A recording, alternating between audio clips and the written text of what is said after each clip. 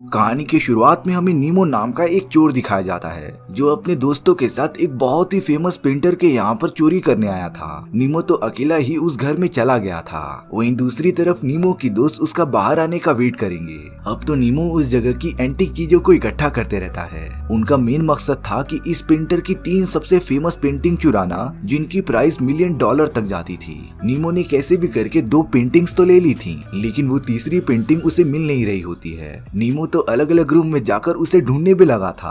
अब नीमो ये सारी बातें अपने दोस्तों को भी बता देता है। इसीलिए उसके दोस्त नीमो को ये कहते हैं कि उसके पास जितनी भी चीजें हैं वो सिर्फ उसे लेकर वहाँ से बाहर आ जाए। लेकिन नीमो को इसका जरा सा भी आइडिया नहीं था कि जल्दी उसके सामने एक बहुत ही बड़ी मुसीबत आने वाली है। नीमो के साथी उस डोर का लॉक तोड़ने की कोशिश कर रहे थे, पर शायद से इस बार उनसे कुछ गलती हो जाती है और अब बार बार पासवर्ड ट्राई करने के बाद वो सिस्टम पूरा बंद हो गया था। देखते ही देखते चारों तरफ अलार्म बजना भी स्टार्ट हो गए थे। इन सारी चीजों की वजह से नीमो के वो दोस्त भाग जाते हैं और अब नीमो उसी घर के अंदर फंस गया था।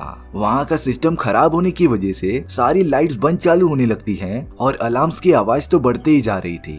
नीमो का पेशेंस अब आउट ऑफ कंट्रोल हो गया था, इसीलिए उसने सारे लाइट्स को तोड़ दिए और अलार्म्स को निकाल दिए। लेकिन नीमो इतनी जल्दी हार नहीं मानने वाला था। अब वो अपने साइड से कोशिश करते रहता है कि वो उस बड़े से दरवाजे का लॉक खोल सके, लेकिन ये सब ट्राई करते टाइम नीमो से एक छोटी सी गलती हो जाती है और अब वो पूरा सिस्टम तो एकदम से आउट ऑफ कंट्रोल हो गया था। उस कमरे का टेम्परेचर भी अब काफी तेजी से बढ़ना स्टार्ट हो जाता है। इन सारी चीजों की वजह से नीमो को काफी गर्मी लग रही थी, लेकिन तभी भी उसने अपने एक चाकू का यूज करके उस लकड़ी के दरवाजे में छेद करना स्टार्ट कर दिया था। कुछ टाइम में वो लकड़ी में छेद कर ही देता है, लेकिन बाद में उसे पता चला कि लकड़ी के दरवाजे के उस पार एक लोहे की बहुत ही मोटी परत है, यानी कि नीमो इस दरवाजे को तोड़कर बाहर नहीं जा सकता। और अब नीमो पूरी तरीके से समझ गया था कि वो इस घर में फंस गया है। अब नीमो उस पूरे घर की छानबीन करने लगा था। वहाँ पर तो पानी का सप्लाई भी नहीं होता, फ्रिज के अंदर खाने के लिए बहुत ही कम सामान बचे थे और अगर ऐसा ही चलता रहा तो नीमो इस जगह से कभी बाहर ही नहीं निकल पाएगा। नीमो उस जगह पर कैमरास के बहुत सारे स्क्रीन देखता है जिसमें कि आसपास के लोग दिखाई दे रहे होते हैं, लेकिन अब तो नीमो उनसे मदद भी नहीं मांग सकता था। लेकिन वो बार बार ट्राई करते रहता है अपने दोस्तों से कांटेक्ट करने के लिए। लेकिन नीमो अब उस कमरे में अकेला नहीं था, बल्कि उस जगह पर एक कबूतर भी फंसा हुआ होता है जिसकी कंडीशन शायद से नीमो के ही जैसी थी। अब नीमो एकदम से परेशान हो गया था। वो जब कांच से बनी हुई खिड़कियों को देखता है तब वो कुछ पत्थर और सामान उठाकर उसे तोड़ने की कोशिश कर रहा था, लेकिन वो मिरर्स इतने ज्यादा सॉलिड होते हैं ना कि उन पर जरा सी भी खरोच नहीं आती, यानी कि नीमो यहाँ से बाहर ही नहीं निकल सकता था। और अगर वो ऐसा करने की कोशिश भी करेगा तो वो उस मिरर से घायल भी हो सकता था। नीमो उस घर की छत के डिजाइन को भी देखता है और वहाँ से बाहर निकला जा सकता था, बस नीमो को उस जगह को खोलना होगा। इसीलिए वो उस कमरे की बहुत सारी चीजों को इकट्ठा करते रहता है ताकि वो छत तक पहुंच सके। नीमो को जो भी मिल रहा था वो उसे लाकर जमा कर रहा होता है। इसी बीच उसे काफी प्यास लग रही थी, लेकिन वहाँ पर तो पानी आ ही नहीं रहा था और जो पानी पूल और बाकी सब में मौजूद होता है वो पीने लायक तो था ही नहीं। यहाँ तक कि प्लांट्स के स्प्रिंकलर में भी पानी नहीं होता। इसीलिए नीमो फ्रिज में रखी गई बर्फ के सहारे अपनी प्यास बुझाता है। इस टाइम से नीमो को ये पता चलना तो स्टार्ट हो गया होगा कि उसे इस जगह पर चोरी करने के लिए आना ही नहीं चाहिए था। और अब सबसे बड़ी बात ये थी कि वो यहाँ से बाहर कैसे निकले।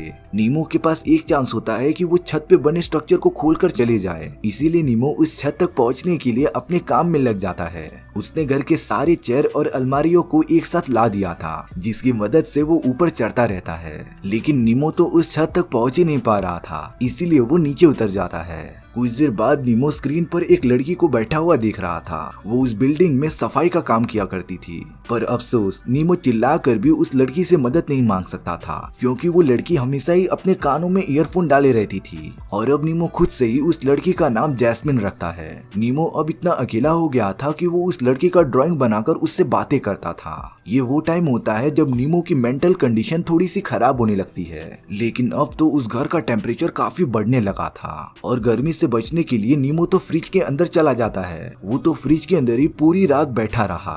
नीमो को अपनी गलती का एहसास हो रहा था कि काश वो इस जगह पर चोरी करने आया ही ना होता।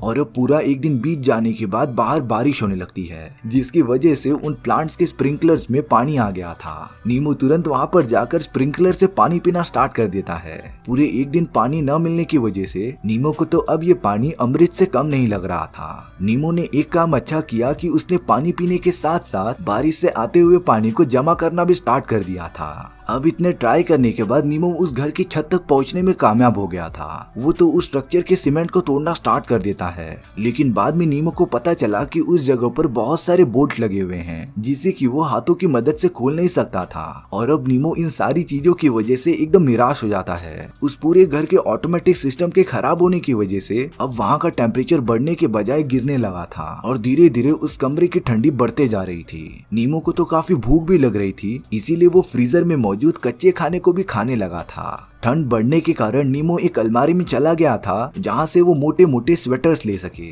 पर तभी नीमो को वहाँ पर एक छोटा सा रास्ता दिखाई देता है जो उसे कहीं और लेकर जा सकता था।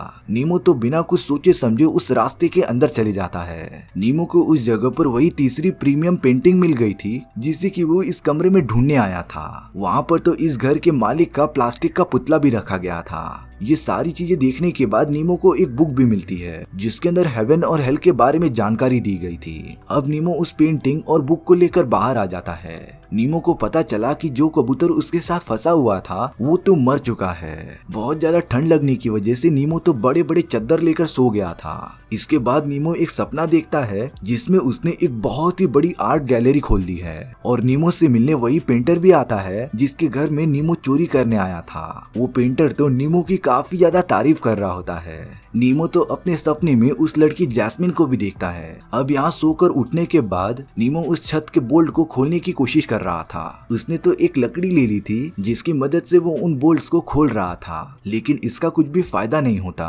वो लकड़ी इतनी मजबूत नहीं थी कि वो बोल्ट्स को खोल सके। और अब तो नीमो पागलों जैसा हरकत करने लग रहा था क्योंकि नीमो को इतने दिनों से कोई भी प्रॉपर खाना या पानी नहीं मिला था, तो ये ऑब्वियस था कि उसके बॉडी और दिमाग पर इसका असर पड़ेगा ही। अब उस घर में पूरा का पूरा खाना खत्म हो गया था। नीमो को इतनी ज्यादा भूख लग रही थी कि उसने तो फिश टैंक में रखी गई मछलियों को भी बाहर निकाल कर खाना भी स्टार्ट कर दिया था। इन्हीं मछलियों की वजह से नीमो को थोड़ी सी ताकत मिलती है जिससे कि वो बार बार उन छतों के बोल्ट्स को खोलता ही जा रहा था और अब वो उनमें से एक बोल्ट को खोलने में कामयाब भी हो जाता है। अब नीमो इसी तरीके से टाइम निकालकर एक एक बोल्ट को खोलना स्टार्ट कर देता है।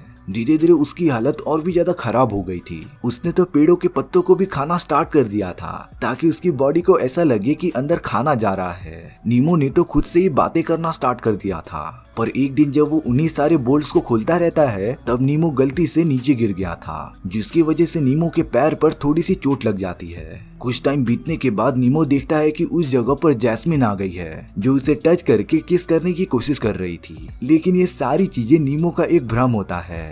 इतने दिनों से कुछ ना खाने की वजह से नीमो को हेलुसिनेशन आने लगे थे और अब उसकी बॉडी धीरे धीरे पतली होती जा रही थी। तभी नीमो ऊपर एक फायर अलार्म देखता है, इसीलिए वो कुछ पेपर्स को इकट्ठा करके सन की लाइट्स की मदद से उसे जलाने की कोशिश कर रहा था और वो इसमें कामयाब भी होता है। आग लगने की वजह से वहाँ पर पानी गिरना स्टार्ट हो गया था, पर वहाँ पर गिरने वाला पानी रुकने का नाम ही नहीं ले रहा था। नीमो उन $1 मिलियन की पेंटिंग को अपने साथ लेकर एक सेफ जगह पर चला गया था और अब तो वो सारे स्क्रीन जिसमें नीमो बाकी लोगों को देखा करता था वो भी पानी की वजह से पूरी की पूरी खराब हो चुकी थी। अब इन सारी चीजों को कई महीने बीत जाते हैं। नीमो तो अब काफी ज्यादा कमजोर और बूढ़ा लग रहा था। नीमो तो दिन रात उसी बुक को पढ़ता था जिसमें कि स्वर्ग और नर्क की बातें लिखी होती हैं और अब नीमो ने हिम्मत करके उस दीवार पर कुछ लिखना स्टार्ट कर दिया था और ये मैसेज उस घर के मालिक के लिए होता है जिसमें लिखा था कि नीमो ने जिन 3 पेंटिंग्स को चुराने के लिए यहाँ पर आया था वो उसे यहीं पर छोड़कर जा रहा है। और नीमो ने तो अपने मैसेज में माफी भी मांगी थी क्योंकि उसने इस पूरे घर को डिस्ट्रॉय कर दिया था। और अब नीमो कैसे भी करके उन सारे बोल्ट्स को खोलने में कामयाब भी हो जाता है।